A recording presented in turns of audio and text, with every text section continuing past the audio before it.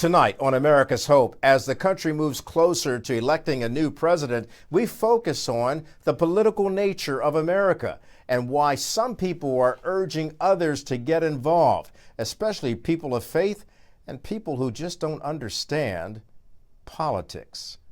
America's Hope starts now.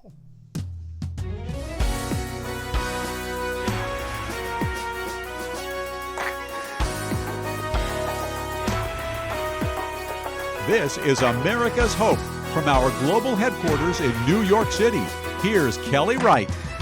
From the NTD Global Headquarters in New York, I'm Kelly Wright, and this is America's Hope. Listen, we do hope that you're safe and well wherever you are, taking care of yourself and your family because you matter.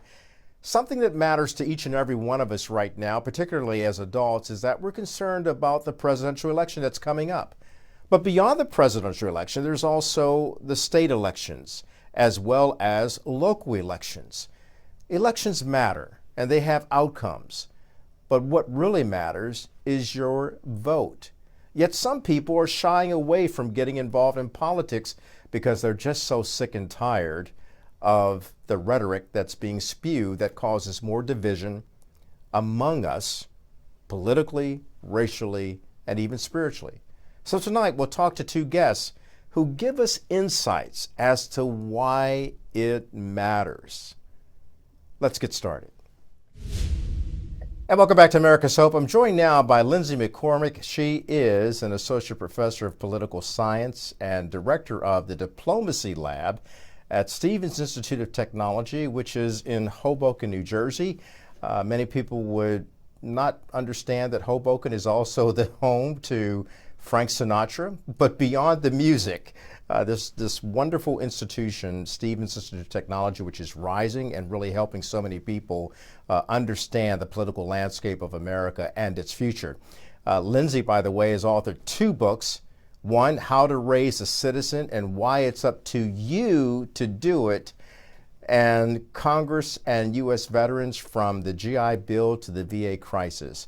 Lindsey has created and maintains the digital database of all official Congress to constituent e-newsletters at www.dcinbox.com. Of course, we'll put that on the screen so you can watch it and go to that site. Lindsey has also earned her PhD in government from New York University, and currently she serves as the secretary for Manhattan Community Board 8. Lindsey, thanks for joining us this hour on America's Hope. Thank you so much for having me. I'm looking forward to talking with you. Well, let's get started. What are your main concerns when you look at America and the political division that we have in this country, the ideological division and the racial divisions that we have in this country, and all this coming to a head, if you will, in terms of November 5th at our presidential election, but there's so much more beyond that in terms of local politics and statewide politics. Yeah, you're right. We have a lot of really hard problems and challenges facing us. But from where I sit, I think there's sort of this precursor, which is I've been a college professor for 10 years. And a lot of our young people get out of high school not really understanding the systems of government that they're graduating into power into. And so my book is really focused on what do we do before they turn 18 so that they can step into this and understand their role, understand their rights, and understand the government generally. You know, that's so important. What motivated you to do that? Because I often say on this program that home is where the greatness of our country actually begins. And the opposite is true. The ruin of our nation starts at home too. If we're not teaching our children the art of civility and restoring the soul of civility beginning at home. Yeah, so I wrote this book because as a college professor, I get to see firsthand how a bunch of different children are up, how they're raising got them to where they are. I can understand what they think about politics, what they know about politics. And I saw that despite the fact that my students were very bright, they were very good at doing school, and they went on to great careers, they oftentimes don't even know the basics of government. That's at the federal level. If we think about what they know or don't know about state and local politics, it's really sort of dire. And so I set out with 6 research assistants to figure out how could we change this? What are schools doing?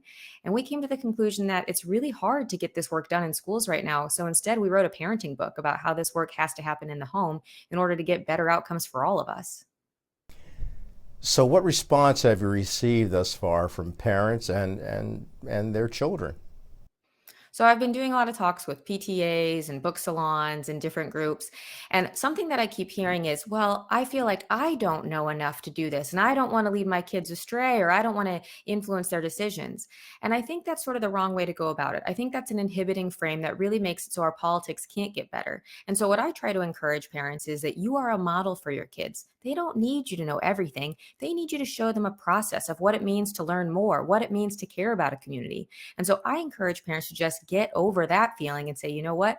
I'm here. I'm powerful. I can figure this out and just do a little more so that their kids see that it matters to do that work.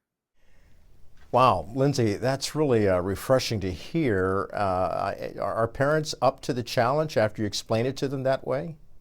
I mean, I certainly think they could be. The way that I wrote this book is, here's the problem, here's how we got there, and I kind of go through the history and why it's really hard to get this done in schools. And then in the second half of it, it's essentially a primer on our very basic systems. And I say, look, many of us parents today, we had school systems that deprioritized civics, government, politics. So it's not surprising that we don't feel comfortable about this. A lot of us also come from cultures where it's sort of a taboo topic and you can't talk about it.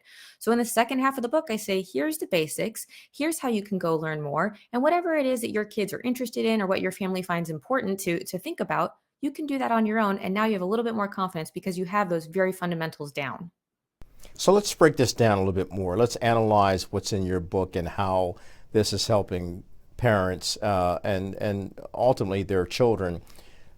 You were talking about the first episode of the book or chapters of the book, which goes into what's happening, how we got here. How did we get here? There's a lot of routes to our civic deficit, but the very first one that I always like to acknowledge is it's hard. Politics is hard. There's history, there's contemporaneous events, there's future things. It's an intricate system with a lot of different levels and a lot of different players. But a true challenge that we have in the United States is that we do not have a civics curriculum across the United States that goes K through 12. Instead, we oftentimes touch kids at 7th or 8th grade and say, here's some US world history.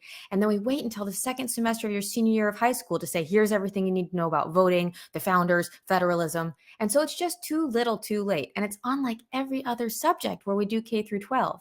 We also go into the test scores that kind of indicate our students are failing both in 8th grade assessments and in AP US government assessments.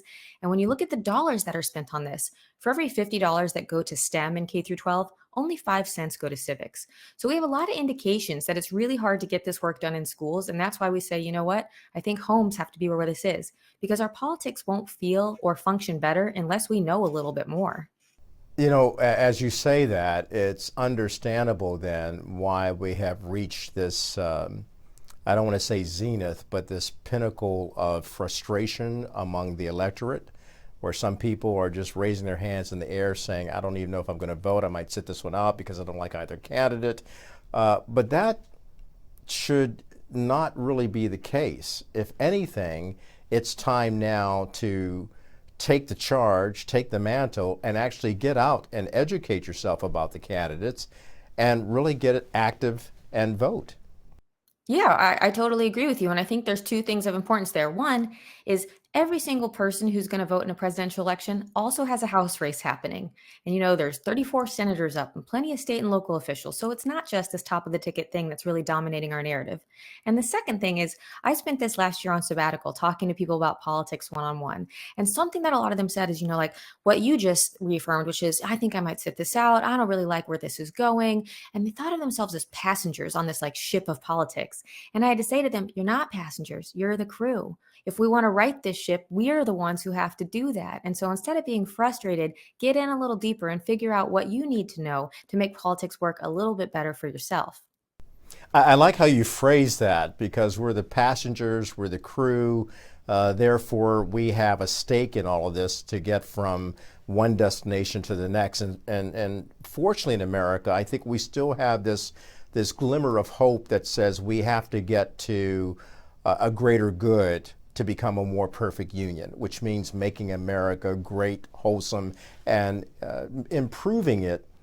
It's still a great nation, but improving it to make it better for all Americans, including those who become new Americans. Look, what a sabbatical, first of all, that you would take time out to actually study and understand and talk to people and get the pulse of what the American people are stating.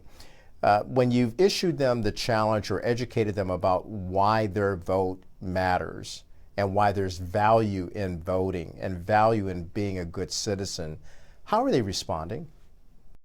I get sort of two responses. One is sort of like a, ugh, not this again. And they've been told this before. But then I really try to talk to people about how we actually have an incredible, beautiful system that allows us to change our outcomes, where plenty of people around the world do not have access to a Republican form of democracy that lets individuals weigh in like this. And when they kind of grasp that it's actually a power, it's really great that we have it. There's sometimes more acceptance of like, okay, I can do this. I can take on a little bit more. Hi, everybody. I hope you're enjoying this episode so far of America's Hope. If you'd like to see it in its entirety, just click on the link below. Thanks for watching.